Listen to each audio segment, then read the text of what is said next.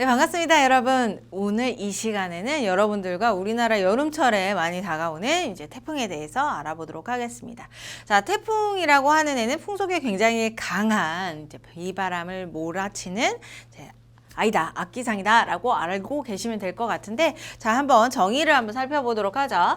자, 중심부의 최대 풍속이 17m/s인 우리 열대 저기압이다 라고 볼 수가 있습니다. 우리 저기압의 종류에서는 온대 저기압을 공부했었는데, 이제 드디어 마지막인 열대 저기압에 대해서 공부를 하게 되는 거죠. 결과적으로 열대성 저기압이 태풍이다 라고 같은 말이다 라는 걸 얘기를 하는 겁니다. 자, 17m/s다 라고 한다는 건 굉장히 빠른 거예요. 우리 14m/s만 하더라도 강풍이라고 표현을 하는데, 이 강풍보다 훨씬 더 높은 풍속을 갖게 되는 거죠. 자, 이런 태풍이라고 하는 애는 주로 어디에서 발생을 하느냐? 우리 적도 근처에서 발생을 한다라고 알고 계시면 됩니다. 자, 수온이 26도씨 이상의 따뜻한 해안, 굉장히 따뜻하다. 그거보다 못해서 더 뜨거운 해양에서, 바다에서 만들어지는 게 바로 이제 태풍이다라고 볼 수가 있는데, 위도가 5도씨 이상이 열대 해상에서 발생을 합니다. 5도씨에서, 아니 5도씨가 아니죠. 위도 5도에서 약 25도 사이에 열대 해상에서 발생을 하는 게 바로 태풍이다.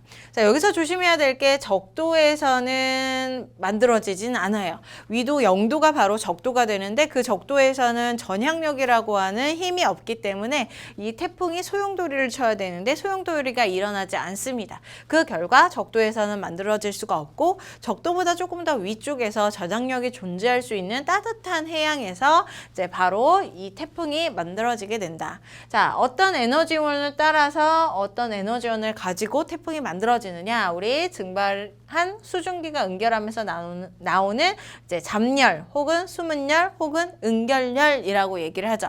걔네들을 통해서 우리가 에너지원화되어, 얘네들을 에너지원화돼서 태풍이 조금 더 성장하게 되고, 결과 이제 17m/s라고 하는 굉장히 커다란 풍속을 가지면서 우리나라까지도 올라오게 되는 모습이 바로 태풍의 에너지원이다라고 볼 수가 있어요.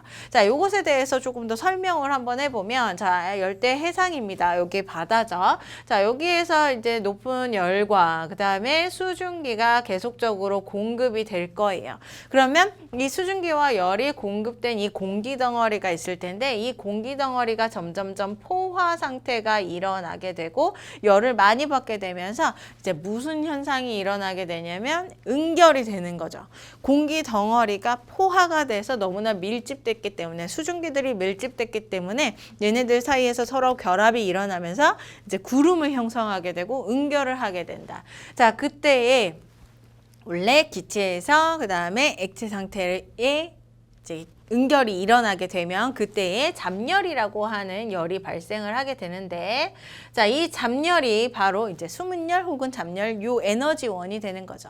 자, 얘가 열이라고 하는 조건을 가지고 있기 때문에 얘는 다른 데로 도망가는 게 아니라 여기에 있는 공기, 포화된 공기를 다시 재가열하는 역할을 하게 되는 겁니다. 재가열을 하게 돼요. 원래 뜨거웠는데 더 뜨겁게 만들어 준다는 거죠. 그 결과 무슨 일이 일어나냐면 여기에서부터 더욱더 커다란 상승기류가 나타나게 되고요. 이런 상승기류에 의해서 구름이 훨씬 더 활발하게 만들어지게 되면서 아주 커다란 구름을 갖게 되고, 그 결과 이제 소용돌이를 치게 되면 태풍이 만들어지게 된다라고 볼 수가 있습니다. 일반적인 정란운 같은 경우는 그냥 강한 상승기류에 의해서 만들어지는데, 이 태풍은 계속적으로 재가열을 하게 됨으로써 더욱더 커다란 범위가 된다라고 볼 수가 있겠죠. 결과적으로 요놈이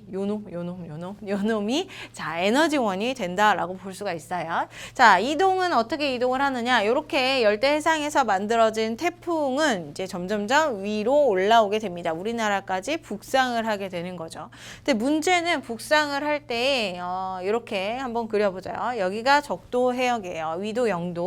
자, 그 다음에 여기가 30도, 그 다음에 60도 부근이죠. 자, 이렇게 위로 올라올 때에 바람이 우리 지구 전역에서 바람이, 자, 30도에서 60도는 서쪽에서 동쪽 방향으로 편서풍이 불게 되어 있어요. 그 다음에 적도에서 30도 부근에서는 이렇게 동쪽에서 서쪽 방향으로 무역풍이 부는 지대예요. 이 바람들은 끊임없이 불어요. 뭐 계절이 바뀌더라도 뭐 상황이 바뀌더라도 상관없이 끊임없이 이렇게 위도에 따라서 무역풍과 편서풍이 불게 됩니다.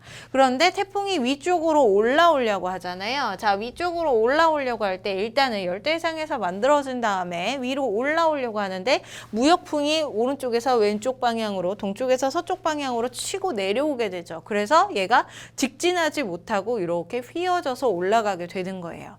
자, 그러다가 30도 부근에서는 이제 편서풍을 만나게 되죠. 그래서 더 이상 서쪽으로 치우쳐지지 않고 이제는 동쪽으로 치우쳐지면서 올라가게 되는 모습을 갖게 됩니다. 결과적으로 열대해상에서 만들어진 다음에 이렇게 포물선의 모습으로 포물선 이동을 하게 되는 게 이제 태풍의 이동 경로이다라고 볼 수가 있고요. 자, 이렇게 30도 부근을 이제 꺾이는 지점이다. 그래서 전향점이라고도 얘기를 하게 되는 거죠. 자, 여기에서 그 얘기를 하고 있는 겁니다. 발생 초기에 무역풍에 따라서 이렇게 북서쪽으로 올라가다가 자, 위도 30도 부근에서는 이제 편서풍에 따라서 이제 북동쪽으로 이동을 하게 되는 포물선 구도를 갖게 된다라고 얘기를 하는 거죠. 자, 소멸 단계는 어떻게 되느냐? 이렇게 점점 위로 올라가게 돼요. 위로 올라가면 아래쪽이 따뜻해져서 이제 열을 받게 되고 수문열을 계속적으로 에너지원화 되어서 얘가 세력을 확장시켜 갔었는데 위로 올라가면 올라갈수록 고위도요. 이제 열이 없는 거죠. 냉각을 하게 되는 겁니다. 또 하나 적도 부근보다는 위쪽에 대륙이 더 많아요. 대륙이 더 많으니까 마찰도 일어나겠죠. 점점점 마찰과 그다음에 냉각이 일어나면서 수증기 공급이 끊기고 열 공급이 끊겨서 얘가 점점점 소멸하게 되는 모습을 갖게 되는 거죠. 북쪽으로 이동하다가 육지에 도달하게 되면 수증기 공급이 끊어지고 에너지원 열이 차단이 됨으로써 이제 얘가 소멸을 하게 된다. 이런 얘기가 여기에서 하는 얘기입니다. 자, 그다음 이제 또 다른 특징이 무엇이냐면 남쪽에 있던 열, 여기에 굉장히 뜨거운 열이 존재하죠. 그다음에 극지방에서는 이제 차가운 냉각된 열이 존재해요. 근데 지구는 전체적으로 에너지 평형을 이루어야 되기 때문에 이 태풍이 뜨거운 열을 가지고 북상을 함으로써 자기가 가지고 있던 저위도에 남는 에너지, 과잉된 에너지를 북쪽의 극지방에 이제 분배를 시켜주는 역할을 이제 태풍이 하게 된다라는 게 바로 여기에서 하고 있는 얘기가 되는 겁니다. 자, 이렇게 우리 발생과 소멸에 대해서 이동까지도 얘기를 해봤는데 조금 더 태풍에 대해서 자세히 알아보도록 하죠. 자, 먼저 태풍의 구조부터 알아보면 이렇습니다. 자, 구조는요, 얘는 열대성 저기압이에요. 강한 상승 기류에 의해서 이제 구름이 많이 만들어지게 되고 얘가 소용돌이 치면서 태풍이 만들어지는 거죠. 그래서 자, 이렇게 태풍의 눈이라고 하는 부분부터 시작을 해서 자, 바깥쪽으로 반경 반지름이 한 500km 정도까지를 우리 태풍의 사이즈라고 얘기를 해줄 수가 있고 이 태풍의 눈은 0km에서부터 중심에서부터 한 5km까지를 우리는 태풍의 눈이라고 얘기를 하죠. 자, 일단은 반지름은 500km 정도를 우리는 태풍이다라고 얘기를 합니다. 자, 태풍의 눈에서부터 이제 이 눈 주변이 가장 핵심이라고 볼 수 있어요. 저기압대이기 때문에 이제 강한 상승 기류가 여기에서 일어나서 이제 기압은 여기 해면 기압이라고 하죠. 기압은 이렇게 아래쪽 낮은 반면에 풍속은 굉장히 빠른 모습을 갖게 되는 거죠. 여기에서 대부분의 소용돌이가 일어나기 때문에 그래서 풍속, 눈의 주변에서는 풍속은 높고 기압은 낮은 특징을 갖고 있고요. 그 다음에 이 눈은 태풍의 눈 같은 경우는 이렇게 상승했던 여기 부분이죠. 이렇게 상승했던 주변에 상승했던 공기가 이제 바깥쪽으로 빠지기도 하고 안쪽 중심 부분으로도 약하게 하강 기류가 나타나게 돼요. 이 하강 기류 때문에 구름이 소멸되면서 주변에서는 구름이 굉장히 많이 나타나겠지만 이제 약간의 하강 기류 때문에 이 눈 중심에서는 이제 약간의 소멸되는 구름의 소멸 현상이 나타나게 되고 맑음 그다음에 이제 구름이 없으니까 여기에서는 이제 풍속도 좀 떨어지게 되는. 그래서 중심에서는요, 여기 파란색으로 표현을 해보면 이제 태풍의 눈이죠. 이 눈의 중심에서는 하강 기류가 약하기 때문에 저기압이지만 풍속은 구름이 없기 때문에 굉장히 약한 모습. 풍속과 기압이 약한 게 바로 태풍의 눈의 특징이고 눈의 주변에서는 이제 기압은 낮고 상승 기류가 강해서 자, 풍속이 심한 부분, 굉장히 강한 부분이 바로 태풍의 구조이다라고 볼 수가 있는 거죠. 자, 봅니다. 저기압이므로 중심으로 갈수록 기압이 감소합니다. 열대성 저기압이니까 구름이 두꺼워지면서 풍속이 증가하고 여기에서 강한 비바람이 불게 되는 거죠. 중심부에서 가장 강한 대류 활동이 있으면서 눈벽이 존재한다. 이 눈벽의 주변부를 얘기를 하는 거예요. 자, 태풍의 눈은요, 반경 5km까지를 얘기를 하는 거고 지금까지 얘기한 대로 약한 하강 기류가 존재하기 때문에 이제 구름은 소멸되면서 조용한 부분, 그리고 이제 약간 하강기류이긴 하지만 이제 저기압대이기 때문에 자, 기압은 낮은 모습을 갖게 된다. 자, 태풍은 또다시 등압면에서 동심원에 가까운 등압선을 갖게 돼요. 바람이 굉장히 강하기 때문에 등압선이 조밀한 모습을 가지면서 원형의 모습이 점점 퍼지는 모습을 갖게 됩니다. 또 하나, 여기에서는 전선이 없어요.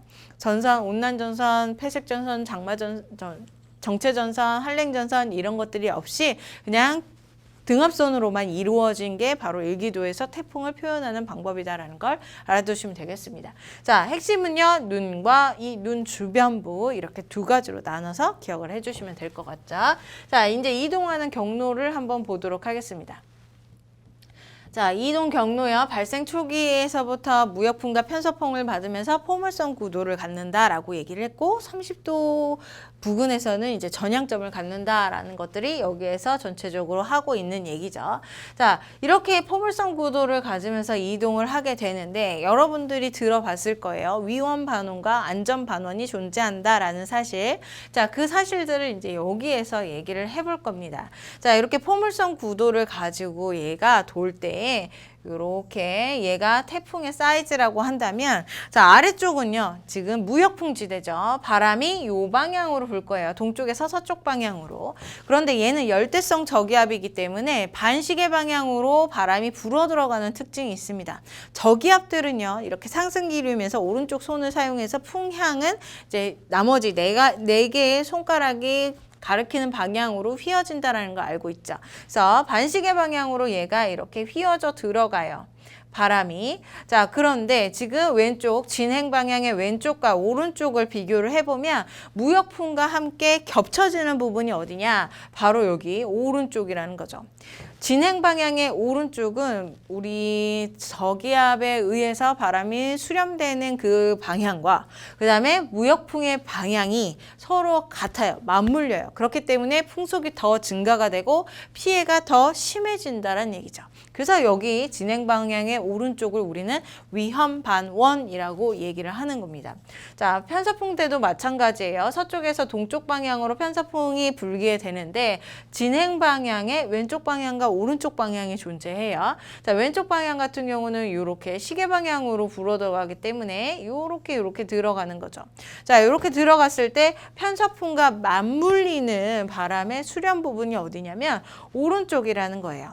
무역풍지대든 편서풍지대든 상관없이 서로 수렴되는 부분, 바람이 서로 겹쳐지는 부분이 바로 진행 방향의 오른쪽 부분이다. 그래서 이 오른쪽 부분을 우리는 위험 반원이라고 하고 풍속 올라가고 피해도 올라가고 이런 얘기가 여기에서 나온다라고 볼 수가 있는 거죠. 조금 더 얘기를 해보면 자, 봅니다. 일단은 오른쪽이라고 얘기를 했어요. 이 오른쪽이 위험 반원이다 라고 얘기를 했습니다. 그래서 풍속이 증가를 하고 풍속 증가, 그 다음에 이제 피해도 증가한다라고 얘기를 했어요. 그 다음 또 하나 얘기를 할 게 무엇이냐면 이제 관측자의 입장에서 얘기를 하는 겁니다. 자, 관측자가 위험 반원 주변에 위치되어 있다. 그러면 이 위치되어 있는 관측자는 바람의 방향이 어느 방향으로 바뀌는 것처럼 느껴지느냐? 그것은 이제 시계 방향으로 바뀌는 것처럼 느껴진다라는 거죠. 자, 여기에서 보게 되면 저기압은 반시계 방향으로 바람이 수렴이 되죠. 그랬을 때 이렇게 진행 방향의 오른쪽이 위험 반원이에요. 오른쪽 방향에 존재하는 위험 반원이 지나가는 방향에 그 경로에 존재하는 관측자는 점점점 바람이 어떻게 진행되는 것처럼 느껴지냐면 여기요. 1번, 2번, 3번의 방향으로 풍향이 바뀌는 것처럼 느껴져요. 그게 바로 이제 시계 방향이라는 얘기죠. 시계 방향. 그래서 오른쪽 반원은요. 굉장히 위험한 반원이면서 그 다음에 풍향은 시계 방향으로 바뀐다. 이렇게 기억을 하셔야 됩니다. 세 가지를 기억을 하셔야 돼요. 오른쪽, 그 다음에 위험 반원, 시계 방향으로 풍향속이 바뀐다. 자, 이것을 쉽게 하는 방법은 이제 우리 일본어 중에서 오이시 하는 단어가 있어요. 맛있다라는 단어인데 그 오이시를 기억을 하시면 돼요. 오른쪽, 위험, 시계 방향 이렇게요. 그래서 이 안전반원 같은 경우는 이 반대편의 방향 같은 경우는 이제 왼쪽 방향이면서 안전하죠. 그리고 이제 시계 방향이 아닌 여기에서는 관측자가 안전반원에 위치되어 있다면 1-2-, 3-로 바뀌는 것처럼 느껴지기 때문에 이 반시계 방향으로 도는 것처럼 풍향이 바뀌는 것처럼 느껴집니다. 그래서 OEC만 기억을 하시면 나머지 왼쪽의 안전반원에 대해서도 이제 저절로 알 수 있다는 것 여기까지 이야기를 해보도록 하겠습니다.